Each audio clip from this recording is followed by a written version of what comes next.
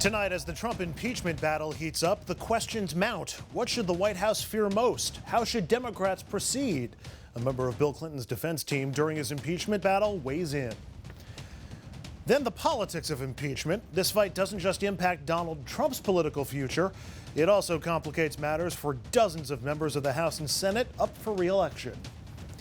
And the message wars. We'll show you how Fox is portraying impeachment and Ukraine, and we'll do a little reality check on the president's favorite channel. Good evening and welcome to RFL. I'm Andrew Whitman, in tonight for Richard French.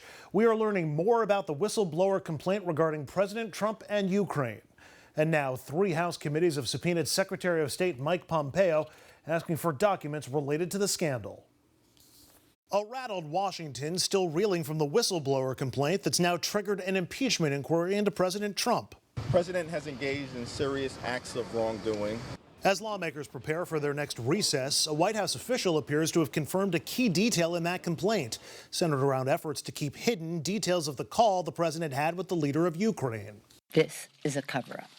According to transcripts of that call, the president repeatedly urged the Ukrainian leader to investigate his potential 2020 rival, Joe Biden, and his son. The nation's top intelligence official caught in the tug-of-war between the White House and Congress. This appears to be the first intelligence community whistleblower complaint that has ever been withheld from Congress. It is, in fact, as far as I'm concerned, unprecedented. The whistleblower said White House officials were deeply disturbed by the call, raising concerns they had witnessed the president abuse his office for personal gain. Democrats believe that complaint gives them a roadmap for their impeachment investigations, but Republicans are taking issue with the whistleblower's credibility. The fact is that he was unwitnessed anything. The House Intelligence Committee plans to continue their investigations through the congressional recess. The president, behind closed doors, venting his frustrations as seen in this video by Bloomberg. Who's the person that gave the whistleblower the information? Because that's close to a spy. You know what we used to do in the old days when we were smart, right? With spies and treason, right? We used to handle it a little differently than we do now. My next guest served on the defense team for President Bill Clinton during his impeachment battle. Guy Smith joins us now. Guy, you've worked to defend a president from impeachment. It gives you unique insights about both how to do that and how to prosecute a president for impeachment. Right now we've got what I'll call, for lack of a better term, the crime. That's the call to Ukraine and seeming to threaten Ukraine unless they help find dirt on Joe Biden. We've also got the cover-up, which is storing the records on a server, showing that the White House knew, perhaps as it happened, that what the president was doing was wrong, maybe illegal, and probably impeachable. And also obstruction, not sharing the information with Congress. Which, to your mind, is most damaging? Which is going to be the most difficult for the White House to defend? The most damaging thing about this, and it contrasts to the Mueller report. The Mueller report was complicated, poorly written, distorted by Bill Barr, very amorphous, hard for the American voter to understand. This, however, is very simple to understand. It's in the president's words. Everybody can read it. Everybody has watched The Godfather or The Sopranos, so they know the language, they know what's being said. It's much simpler. And so this is why suddenly the political dynamic shifted in less than a week's time. You think that still holds even if in the call he didn't say, do this for me or I will punish you like this, the quid pro quo that everybody's been talking about? Well, everybody's not talking about that. That's in the talking points that the crack White House staff sent to the Democrats instead of to the Republicans. But you remember the campaign finance law includes soliciting. Doesn't require quid pro quo. But the quid pro quo is going to come out because a lot of reporting that's already out there is that the call was, a premise of the call being set up was a discussion of this topic of the dirt on Joe Biden. And as the hearings begin, the whistleblower complaint is an actual roadmap of where the hearings are going to go. Now, we don't know what more revelations there are going to be, but what I think it's safe to say is, of all the revelations that are yet to come, none of them are going to show that Donald Trump's a Boy Scout. So he's in a world of hurt. And it's not just Trump who might be in the hot seat. The complaint also seems to implicate, or at least mention, a number of people close to Trump. Certainly seems to implicate Giuliani and Barr, and indirectly Mulvaney, the defense secretary, not sure which one because 3 men had the job around the same time that the aid was cut to Ukraine. You got Mnuchin, Pence, Perry, all mentioned. Would making them testify, it would certainly make for a great witness list and make headlines. But to your mind, would that diffuse and confuse the process too much and run the risk of it all spinning out of control? No, it's not going to confuse the process. It will add to the process. Obviously, it's not good for the country to have to go through this, but because we're a democracy and we have a system, a mechanism, it actually strengthens our democracy to go through this. Now, you know, the only person that's being looked at for impeachment is the president. All these other people are abettors and aiders and abettors and that sort of thing.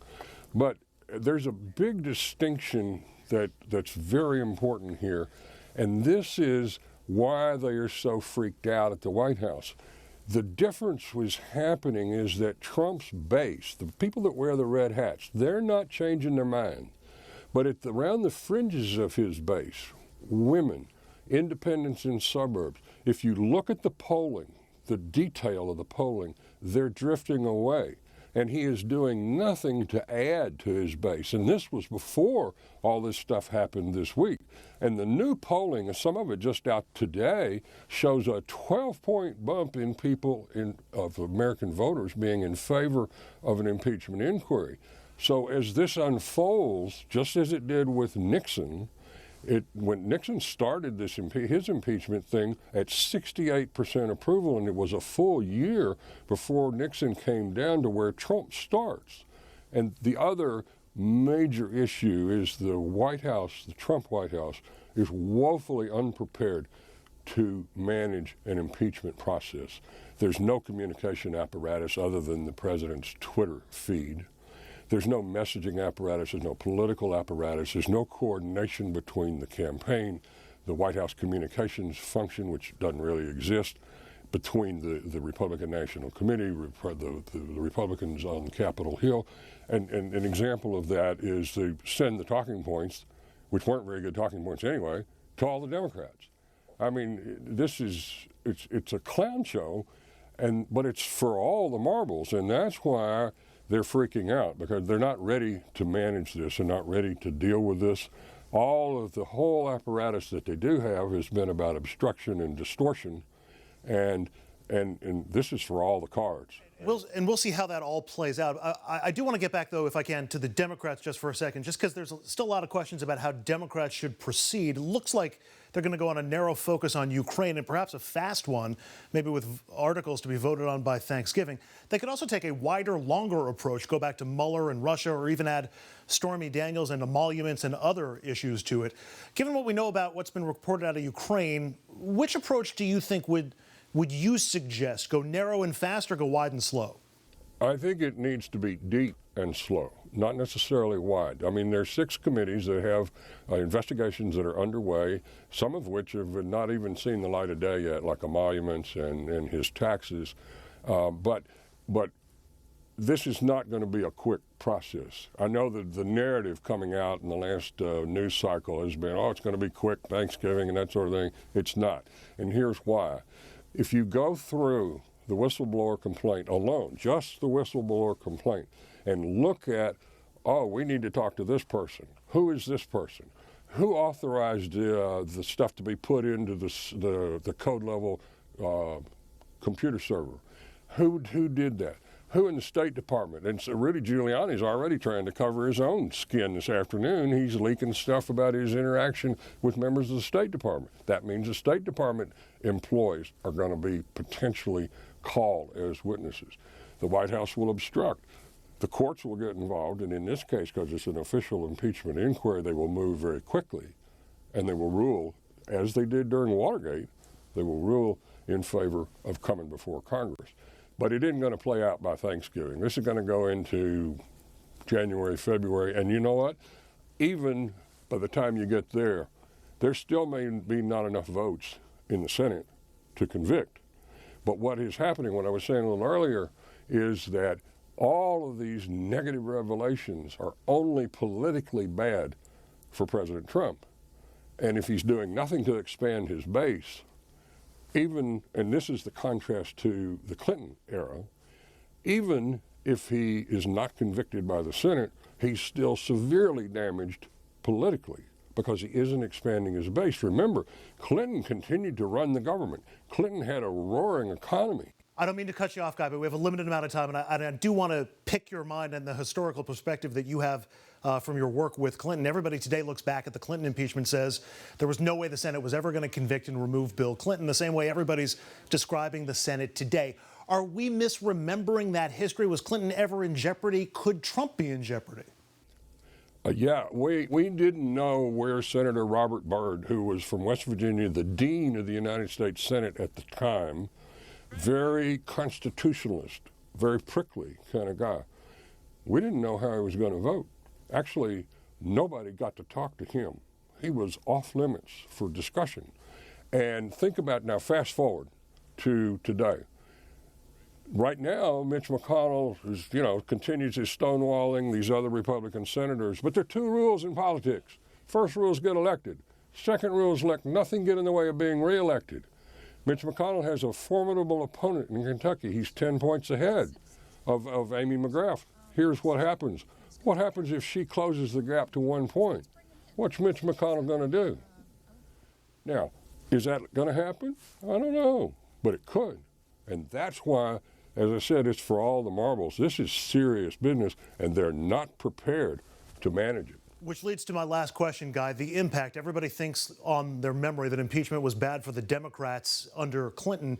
It's true that Democrats lost seat in the midterms, which happened just before impeachment, but the Democratic Party lost the White House in 2000. Given that history and where we are now, what's your sense of where the public will go with this? What are the keys? Will it hurt Democrats to pursue this? I don't think it'll hurt Democrats. Frankly, I think given where we are today, and remember, that was many, many years ago with a different dynamic going on and a popular president with a strong economy. We don't have that today. And what we have is there's another difference. Back then, there was one blue dress, a sex-obsessed special counsel, Ken Starr, who just knew that if he talked about the blue dress longer and louder, people would be convinced Bill Clinton was a bad guy. The American people made a distinction between a dumb mistake, a dumb personal mistake, and a damage to the Constitution. This thing with Ukraine is about abuse of power. It's not about a blue dress. Plus all these other blue dresses that Trump has in all these other committees. And that we haven't even started on the Ukraine stuff yet. That's why the hole is very, very deep. Guy Smith is a former special advisor to President Bill Clinton and a member of the Clinton impeachment team. Guy, thanks for a few minutes. Appreciate it. Thank you very much for having me. And up next, we're going to look at the politics surrounding impeachment. It could have an impact on the top of the ticket next November, and that's not all. All the House and Senate races from coast to coast could get in the way as well.